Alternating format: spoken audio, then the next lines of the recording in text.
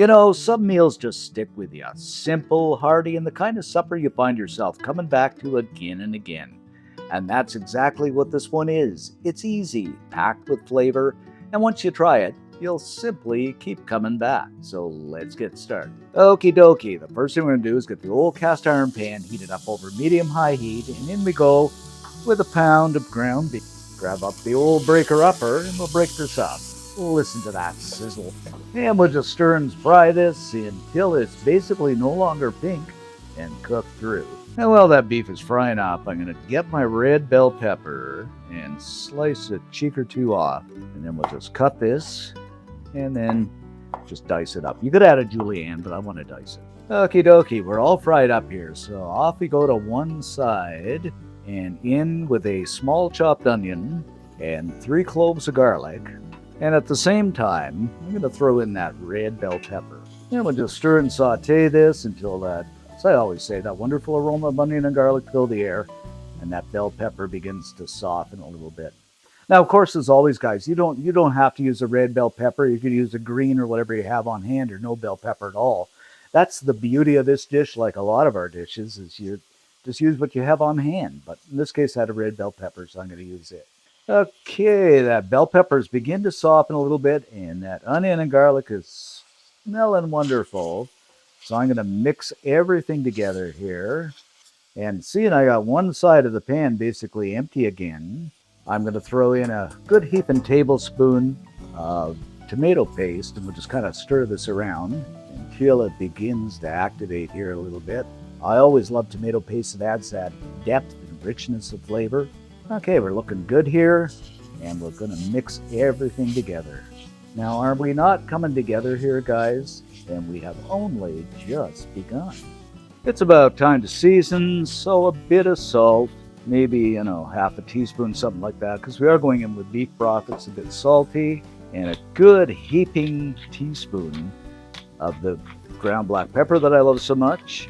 You know me, a heaping teaspoon of Italian seasoning. And if you don't like Italian seasoning, you could just use oregano or something like that. Next, a good heaping teaspoon or another heaping teaspoon of smoked paprika. Last but not least, a good splash of Worcestershire sauce, or Worcestershire sauce, however you want to say it. I guess this is probably about more than a splash, about a tablespoon. Now we shall give everything a good mix together. Oh, this is looking so good, guys. I know I keep saying that. Now in we go with 2 cups of beef broth. And this is a good, rich beef broth. And we're going to follow this up with a cup of uncooked rice.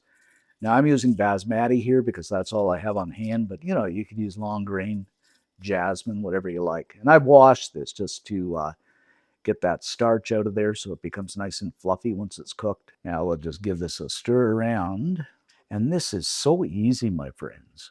I mean, I've been about 10 minutes here. Okie dokie, we've got a bit of a soft boil going on here, so I am going to reduce the heat to medium-low, and then I'm going to slip a lid on, and we'll let this simmer away for about 15-20 minutes until that rice cooks.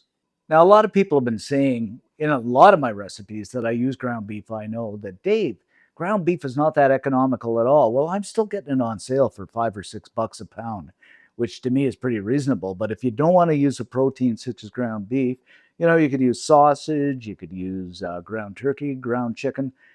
Again, the versatility of this dish is so good that you can use just about anything you want. So it's entirely up to you, but I don't know. I like ground beef.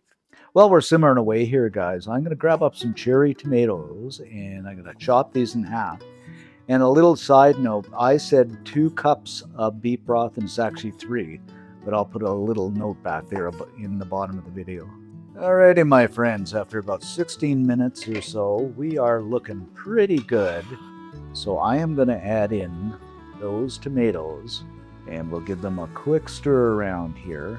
Because I want the tomatoes with a bit of a pop to them. I don't want them soggy or anything like that. So you kind of want them on the top type of thing. And what we'll do is we'll just let this simmer away for another couple of minutes. Tomatoes are looking good here. Now what I'm going to do, the last step, is add in 1/3 of a cup of cream. Now you can use sour cream. I'm using half and half, or heavy cream here. And we'll just give this a stir around just to get that rich, silky texture. Oh, yes, yes, yes. This is looking mighty fine. Kill the heat. And the last step, my friends, I'm going to go over the top with a little bit of mozzarella. Maybe, a third, half a cup or something like that. And the rest, a good cup of old, sharp cheddar. Now, I'm using a good mozzarella and a fairly good cheddar here because it melts down nicely and you get that pull. But again, what you have on hand.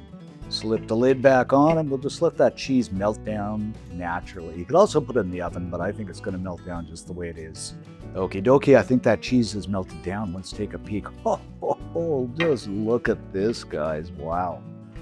So the last step, I'm going to garnish this up with a bit of chopped parsley.